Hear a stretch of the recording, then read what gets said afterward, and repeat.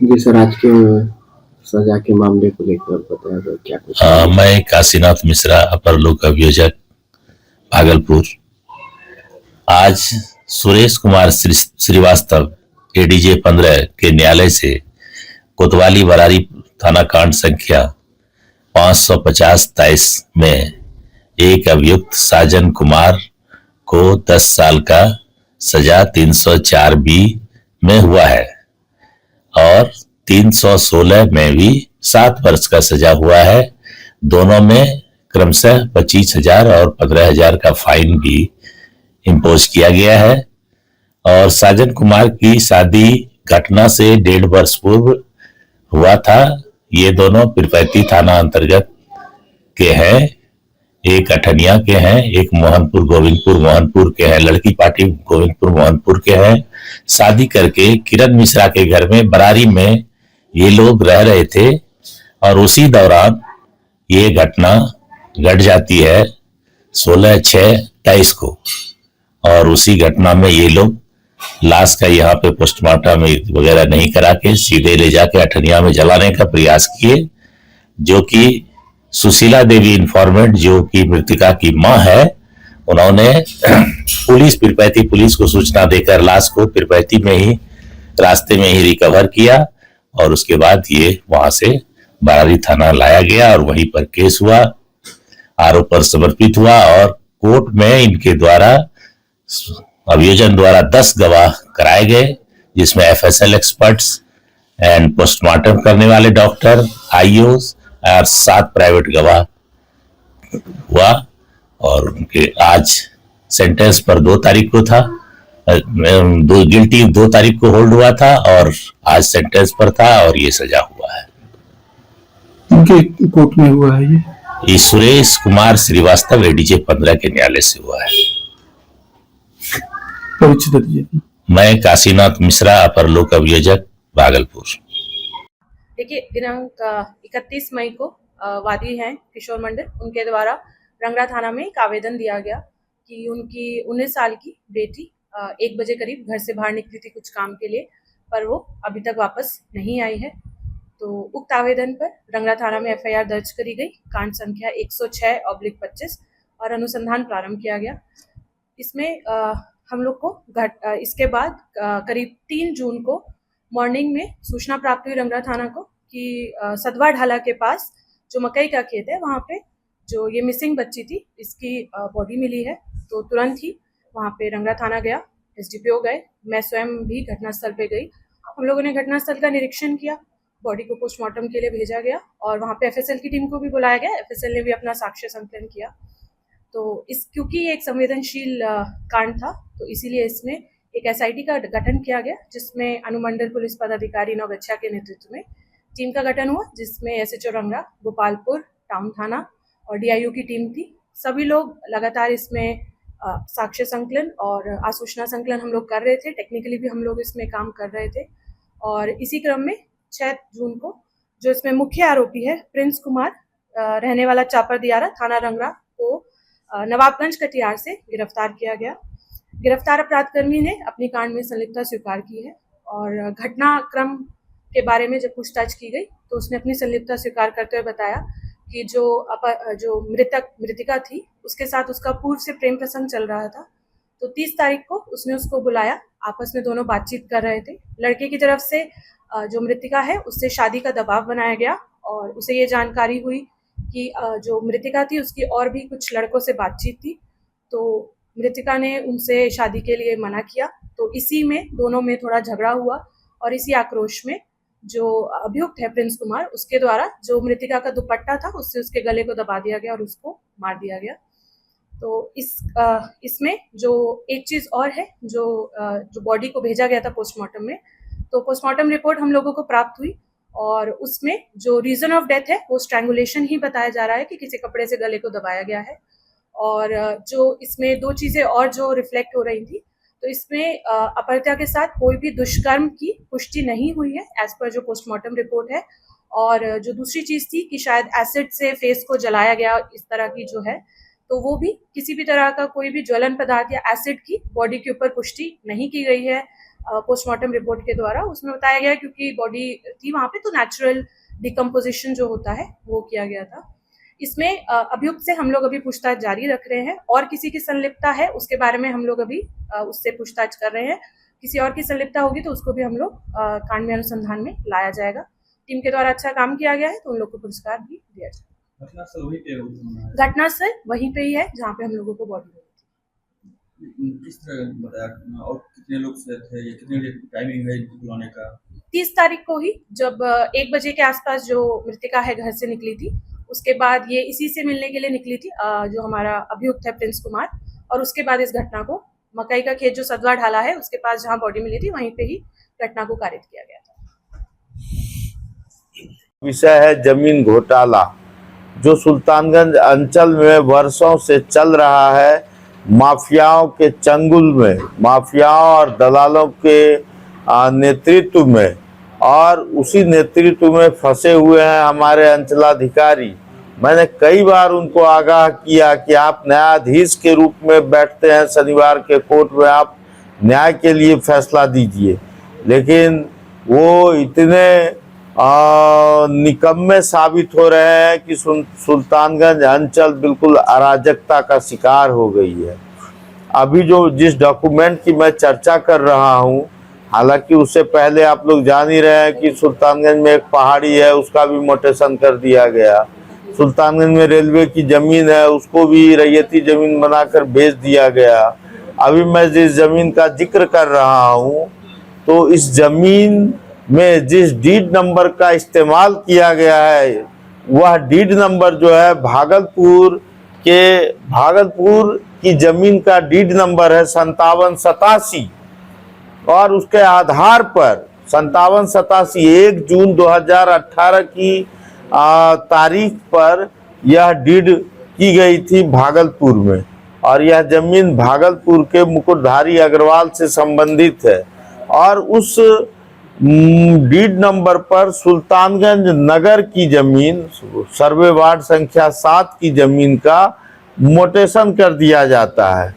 इससे घनघोर आपको कोई दूसरा उदाहरण मिल नहीं सकता अराजकता का और भ्रष्टाचार का।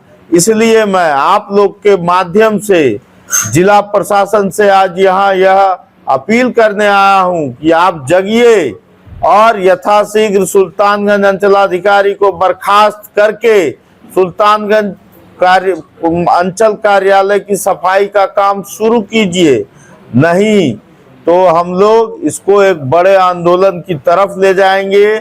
और अगर हमें बड़े कोर्ट, हाई कोर्ट भी जाना पड़ेगा तो हम वहां भी जाने का काम करेंगे।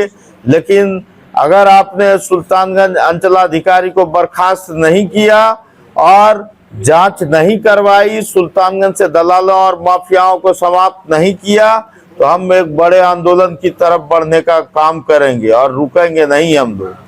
बिल्कुल उनकी संलिप्तता है। आप देखिए कि पिछले 6 वर्षों से वो सुल्तानगंज में है, पहले बतौर आरओ, फिर प्रभारी सीओ, फिर सीओ। उन्हीं की पोस्टिंग वहां क्यों होती है? आरओ से जब वो सीओ बने तो 10 दिन के लिए बाराहाट गए, बौसी बाराहाट, और वहां से 10 दिन में वो फिर से यहाँ चले आए। ऐसा कैसे हो गया? 6 वर्षों से कोई पदाधिकारी किसी एक जगह पर जमा हुआ है तो आप सोच सकते हैं, वो भी अंचल जैसे जगह पर, तो सोच सकते हैं कि कितनी घनघोर अराजकता वहां फैली होगी, जिसको सुरक्षित करने के लिए, जिसकी देखरेख करने के लिए उस अंचलाधिकारी की फिर से वहां नियुक्ति करवाई जाती है। और जो माफिया काम कर रहा है वहां, जो दलाल काम कर रहा है, उसके पैर न सिर्फ सुल्तानगंज अंचल में है बल्कि डीसीएलआर कार्यालय, एसडीएम कार्यालय और एडीएम कार्यालय तक वो अपनी पैरवी पहुंच होने का दावा करता है। और वह यह भी दावा करता है कि मेरा कोई कुछ नहीं बिगाड़ सकता, इस अंचलाधिकारी का कोई कुछ नहीं बिगाड़ सकता।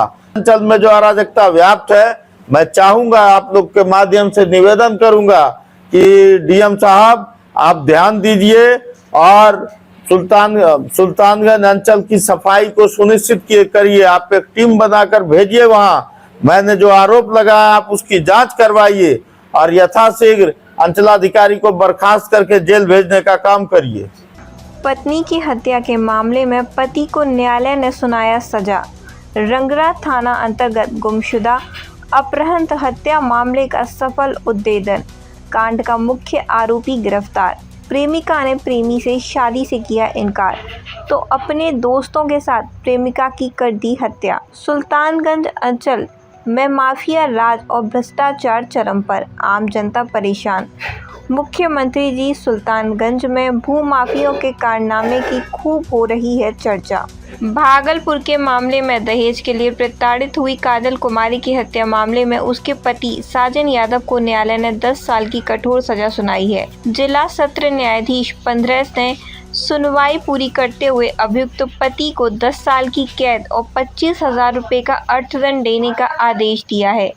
अदालत ने अपने फैसले में कहा है कि अर्थदंड की राशि जमा नहीं करने की सूरत में अतिरिक्त सजा अभियुक्त को काटनी होगी। इसके अलावा अदालत ने गर्भ में पल रहे बच्चे की मौत के मामले में भी साजन यादव को 7 साल की सजा और 15,000 रुपये अर्थदंड की सजा सुनाई है। अदालत ने सभी सजाएं साथ साथ चलाए जाने की बात कही है। काजल कुमारी की हत्या 16 जून 2023 को हुई थी, जब वह गर्भवती थी। उसके पति साजन यादव ने उसे प्रताड़ित किया और बाद में उसकी हत्या कर दी। काजल की मां सुशीला देवी ने बरारी थाने में केस दर्ज कराते हुए दामाद साजन यादव को नामजद आरोपी बनाया था। सरकार की तरफ से अपर लोक अभियोजक काशीनाथ मिश्रा ने बहस में भाग लिया और अदालत में अपना पक्ष रखा। अदालत ने दोनों पक्षों की बहस सुनने के बाद अपना फैसला सुनाया गया। और दूसरी खबर नवगछिया पुलिस की है। भागलपुर दिनांक 30 मई 2025 को रात करीब 1 बजे एक युवती को नवगछिया की रहने वाली थी। वह अपने घर से बाहर निकली और वापस नहीं लौटी। उसके परिजनों द्वारा 31 मई 2025 को थाना रंगरा में गुमशुदगी की सूचना दी गई। पुलिस द्वारा जांच शुरू की गई और 3 जून 2025 को रंगरा थाना क्षेत्र अंतर्गत एक रेलवे ढाले के पास स्थित एक खेत में युवती का शव बरामद हुआ। घटना स्थल का निरीक्षण FSL टीम और पुलिस अधिकारियों की उपस्थिति में किया गया। इसके बाद पुलिस अधीक्षक नवगछिया प्रेरणा कुमार के निर्देश पर एक विशेष टीम का गठन किया गया, जिसमें रंगरा, नवगछिया, गोपालपुर थानों के साथ साथ DIU टीम को शामिल किया गया।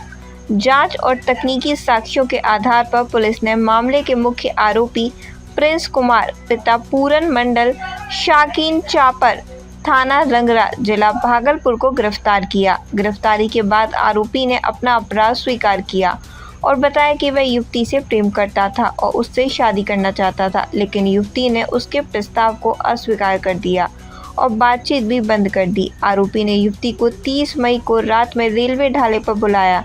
वहां उसका एक साथी भी मौजूद था। बातचीत के दौरान जब युवती ने शादी के प्रस्ताव को फिर ठुकरा दिया तो गुस्से में आकर दोनों ने मिलकर उसकी गला दबाकर हत्या कर दी। इसके बाद शव को पास के खेत में फेंक दिया और साक्ष्य मिटाने के लिए मोबाइल और साइकिल को छिपा दिया। पोस्टमार्टम रिपोर्ट में मृत्यु का कारण गला दबाना बताया गया और किसी प्रकार की यौन हिंसा के प्रमाण नहीं मिले। इस घटना में शामिल अन्य अभियुक्तों की पहचान कर उनसे पूछताछ की जा रही है। इस जघन्य कांड का सफल उद्भेदन करने वाली पुलिस टीम को सम्मानित किया जा रहा है। मुख्यमंत्री जी भागलपुर के सुल्तानगंज अंचल में माफिया राज और भ्रष्टाचार के कारनामे की खूब हो रही है चर्चा। भागलपुर सुल्तानगंज अंचल में पिछले कई वर्षों से माफिया राज और भ्रष्टाचार का बोलबाला है। क्षेत्र की जमीनों पर अवैध कब्जा, फर्जी दस्तावेजों के आधार पर मोटेशन और दलालों की मिली भगत से चल रहे घोटालों ने आम जनता को बुरी तरह प्रभावित किया है।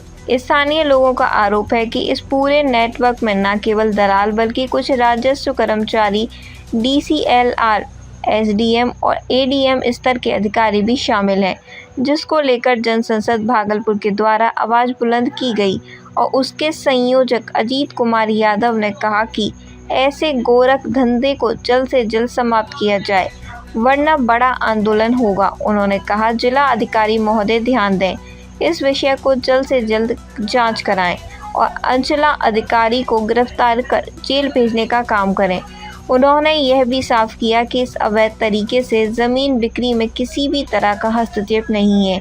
प्राप्त जानकारी के अनुसार सुल्तानगंज अंचल में करोड़ों रुपए की ज़मीन का अवैध तरीके से मोटेशन किया गया है। 1 जून 2018 को दाखिल दरखास्त संख्या 5787 इसका स्पष्ट प्रमाण है, जिसमें भागलपुर शहर की भूमि को सुल्तानगंज की जमीन दर्शाकर फर्जी मोटेशन किया गया। ऐसे दर्जनों मामलों में रेलवे और पहाड़ी इलाकों की भूमि तक का मोटेशन किया गया है। जनता को लंबे समय से मुआवजे की राशि नहीं मिली है। कोर्ट के आदेशों को भी सही से पालन नहीं किया जाता। ग्रामीणों का कहना है कि आरटी के माध्यम से जानकारी मांगने पर भी जानकारी नहीं दी जाती। जमीनों पर कब्जा करवाकर पैसे की वसूली की जाती है, लेकिन पीड़ितों को वर्षों से राहत नहीं मिली। स्थानीय नागरिकों का आरोप है कि वर्तमान अंचला अधिकारी इस पूरे भ्रष्ट तंत्र के केंद्र में है। वे पिछले 6 वर्षों से अधिक समय से पद पर बने हुए हैं और पूर्ववर्ती सीईओ के बाद लगातार सेवा दे रही हैं। यही वजह है कि पूरे अंचल में अराजकता बनी हुई है और आम लोगों की सुनवाई नहीं हो रही है। जनता ने जताई नाराजगी, आंदोलन की चेतावनी। क्षेत्रीय जनता ने प्रशासन से मांग की है कि एक जिला स्तरीय जांच टीम गठित कर माफिया, दलाल और भ्रष्ट अधिकारियों के खिलाफ सख्त कार्रवाई की जाए। लोगों ने चेतावनी दी है कि यदि शीघ्र उचित कदम नहीं उठाया गया तो वे आंदोलन का रास्ता अपनाने को मजबूर होंगे।